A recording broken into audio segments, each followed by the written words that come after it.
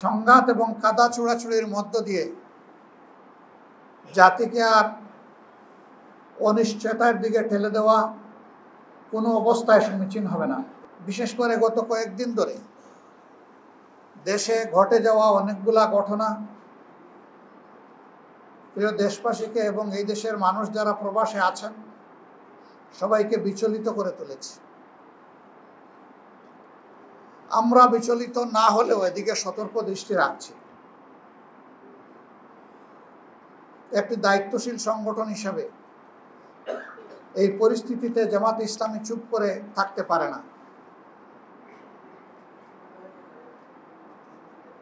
এই জন্য ইতিমধ্যেই আপনারা লক্ষ্য করেছেন বাংলাদেশ জামাত ইসলামী দ্রুততম সময়ের মধ্যে নির্বাহী পরিষদের সভায় মিলিত হয়েছে। আমরা দেশের চলমান পরিস্থিতি নিয়ে বিস্তারিত আলোচনা করেছি। আলোচনার পরে আমরা উপসংহারে উপনীত হয়েছি সংঘাত এবং কাদা ছোড়াছুড়ির মধ্য দিয়ে জাতিকে আর অনিশ্চয়তার দিকে ঠেলে দেওয়া কোনো অবস্থায় সমীচীন হবে না। এই সংস্কৃতির অবসান হওয়া উচিত। এর জন্য প্রয়োজন অর্থবহ ডায়ালগ। এই দায়িত্বটা মূলত বর্তমান সরকারকেই নিতে হবে এবং তাদেরকে এই ডায়ালগের ব্যবস্থা করে দিতে হবে। সমস্যা যত বড়ই হোক, আমরা এটা বিশ্বাস করি যে আলোচনার মধ্য দিয়ে সন্তোষজনক সমাধানে পৌঁছা সম্ভব। বাংলাদেশ জামাত ইসলামী তার নিজস্ব অবস্থান থেকে ইতিমধ্যে কতিপয় পদক্ষেপ গ্রহণ করেছে।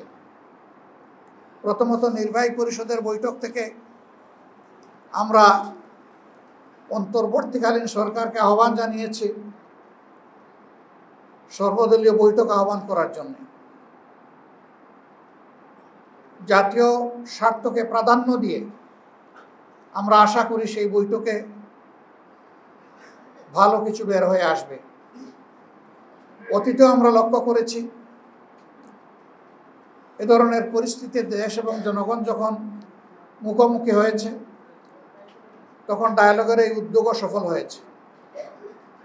আমরা আশাবাদী আলাপ আলোচনার মধ্য দিয়ে সকল সমস্যার সমাধান করা সম্ভব।